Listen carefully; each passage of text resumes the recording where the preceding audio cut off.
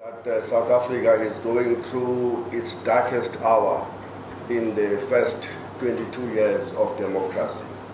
Politically, we are in a deep crisis. Economically, we are in a deep crisis. What we saw was the chaos in the Petro SA, the chaos in the South African Post Office, the chaos in Eskom, and the chaos everything. But more importantly, what we saw yesterday was a breaking down of the trust, which is such an important ingredient for any working society everywhere else in the world. And that yesterday was offering the president yet another opportunity to rebuild that trust. And in my view, he simply dramatically failed to inspire the nation that in the context of the crisis we saw, there can be a way forward. Listening to that, somebody would have said that I don't have a hope in the damn next 20 years under these circumstances that my crisis is going to be resolved very soon. If I was an investor waiting to be inspired to spend the 1.5 trillion rands that big business is keeping in their banks, I would have not been inspired to want to spend a single cent more in the South African economy, which clearly have no plan about how we're going to beat the current state of affairs, where even the IMF and the World Bank, in addition to the Reserve Bank, tell us that our growth is going to be below 1%. Not a single word to inspire organized labor to want to make a contribution that will solve any of the South Africa's problems. So the SONA proved that when all has failed, there is self-delusion. The times are changing. We saw a president who gave the signals. He had quite a few phrases to suggest that he has been listening. It was as if his own ANC audience, they're obviously the ones who are applauding, didn't even know what is new. Perhaps they have just shut themselves off entirely the last few years, stopped critically engaging. Perhaps they didn't know what was new, that some things that they applauded were 2-3 years in the coming. So the signals are small. The president was absolutely not celebratory. He gave indications that he has heard, but he has conceded on several fronts. Of course, if one listens to the nuclear points, there were not really concessions there. One gets a sense that they are working it out as they go along. There is, with a great insistence on policy certainty, I do not think the president gave policy certainty. He said, yes, we are working on it, but the certainty is not there. So it was an ambiguous speech in very, very uncertain political conditions, and the struggle continues to get policy clarity and the evidence that of how the ANC is handling this crisis caught between market pressures and populist pressures. Thank you. So the official title for the speech yesterday was Following Up on Our Commitment to the People. And at the end of the speech, it was not quite clear what the commitment was or what follow-up had been given. It was a speech that was quite self-consciously aimed or directed at a business audience. But in a speech all about economy, there was very few numbers. Very few numbers, very little detail. You know, South Africa pays extraordinary, I mean, in the hundreds of millions in debt repayment on interest a day. Those numbers are there. Tell us those numbers and tell us why then you're trying to avoid a ratings downgrade, you know, and make that evident to the people that you've mentioned in your title. So very few numbers in a speech all about the economy. What we saw clearly is that our opposition is not united on strategy or tactics. I think we saw the limits of the EFF's politics of spectacle. I think they did, they made the point in the hour of drama about the illegitimacy of the president and how they do see the president, don't see the president as legitimate. The person who actually made that point and spoke it was Musiwa Lekota of COPE in his point of order.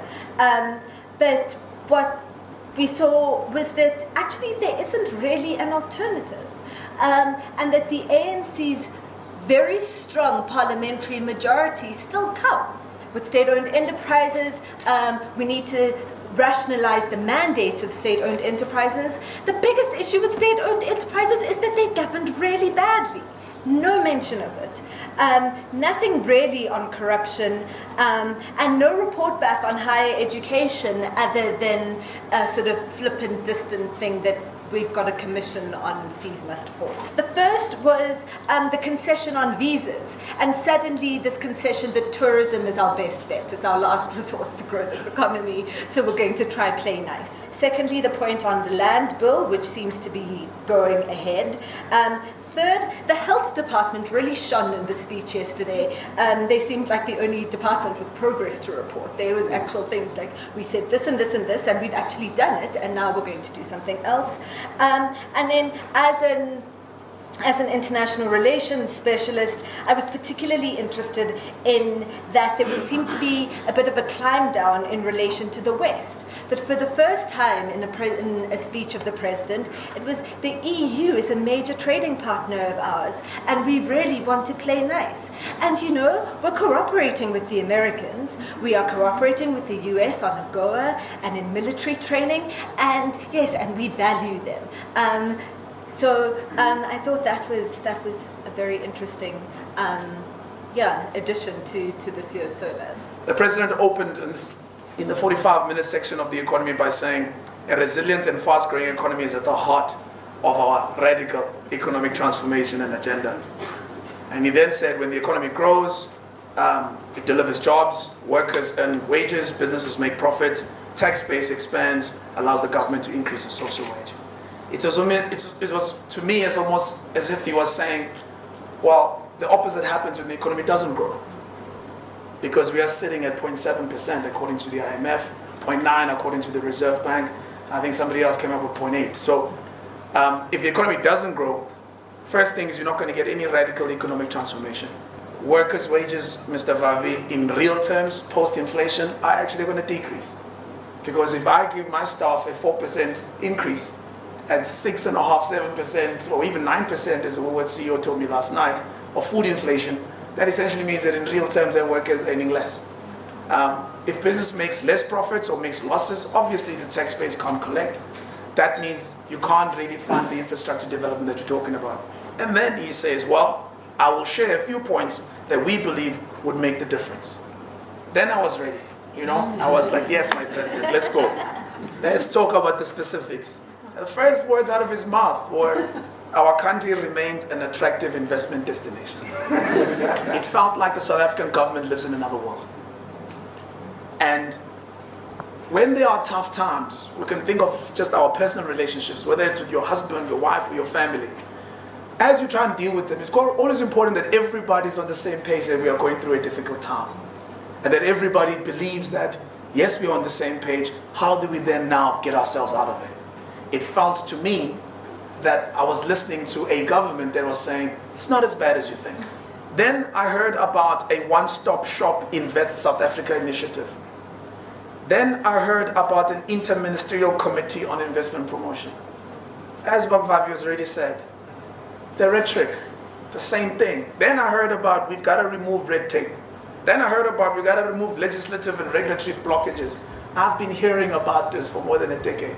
And if we were trying to send a signal to the rating agencies particularly, because I can't stress further, Mbeki, how important it is that we avert the sub-investment grade. I cannot stress even further. Because getting out of it is the hard part. And unfortunately, my worst fears were realized, and the president, I don't believe, did enough to convince the world that We are clear about our challenges. We've made some progress. There's actual numbers I can show you, just like it did on health, on the economy, of the progress we've made. We've made progress on electricity security. Yes, we're not there, but we've made great progress. But we are clear about the challenges we have. You're not talking to people who live in Kukuland. It sounded like you were talking to people that didn't understand the challenges they have, and I think that didn't do us good. It is obvious to all South Africans that the president is not doing well. The issue here is that as business people, as communities, what are we doing to make sure that the president leaves Parliament because he's not doing anything for anybody? That is my question. Thank you. Will South Africa ever see commitment to the professionalization of the state bureaucracy so that we can deliver quality services to the poor? So I don't think we should equate disagreeing with lacking respect or not respecting authority. I think we live in a constitutional democracy. We should be able to give our views. And if we differ, that's fine too. That's the purpose of dialogue. Whose job is it to address some of the issues that I think the gentleman raised? And the people that we entrust with this work, to what extent are they accountable to us? There are people, though, that we employ and we pay through our taxes to do that. Those are the people that I would rather be asking that question to. The issue around the professionalization of the civil service, building a capable state, Chapter 13 of the National Development Plan, that wasn't really spoken about. You know, the efforts that have been made in the Department of Public Service to upskill and to rationalize the management and make things simpler and make it easier for civil servants to do their jobs and to do their jobs well. And to get skilled people in recruitment programs, all of this work that's been going on in the last 3.5 years that wasn't mentioned in the speech at all. And so I agree completely that the realization of a professional state bureaucracy is really important, and I think is almost fundamental to achieving many of the goals that we have as a country. And it's weird to me that the president didn't speak much about some of the very obvious successes in there. The extent of denialism on the part of the State of the Nation address yesterday, and denialism comes from the fact that you have no solution. The only way when you have no solution is to push your head deep under the sand. You don't even connect with us. Yesterday there was just this lack of empathy with the poor coming from the State of the Nation address. All of us must guard against the collapse of the institutions, because no one in this country would want to see a total chaos where there is just no authority, no law and order, nothing.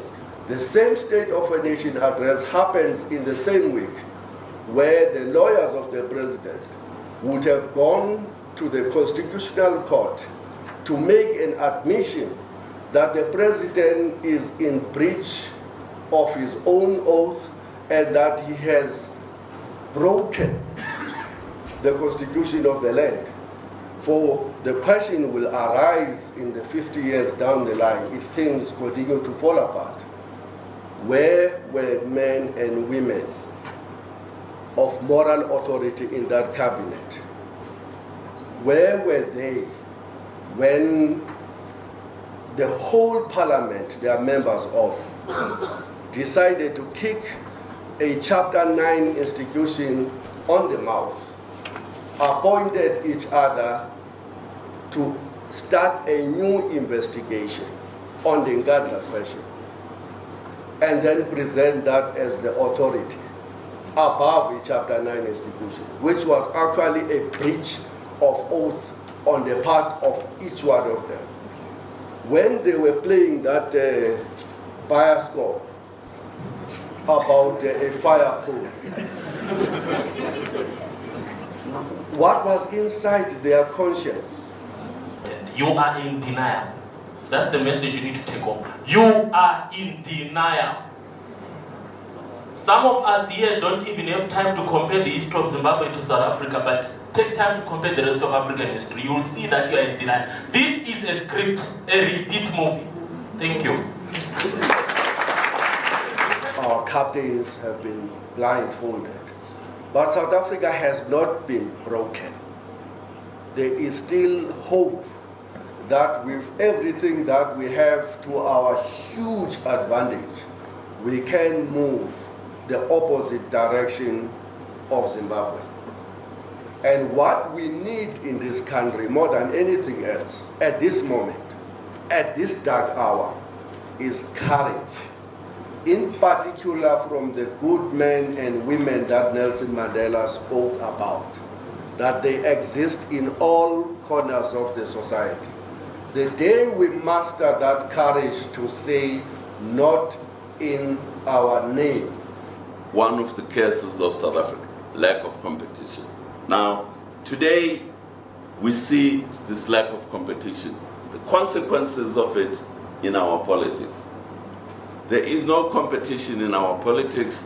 This point has been made very strongly that the opposition needs to be stronger to the ruling party. But if there were real political competition in our political system, there would be a cost to corruption. Today, for the ruling party, there is no cost to corruption. So we can demonstrate, we can scream, we can shout. So the challenge which I think the panelists have thrown up to all of us is we have to participate in creating real political competition in our political environment in this country.